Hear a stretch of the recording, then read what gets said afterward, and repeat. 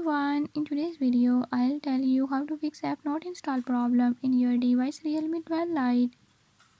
In this video I'm gonna share few tips how to fix this issue.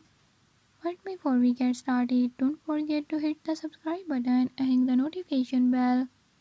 Make sure to watch complete video and learn I can do it. Let's watch the video.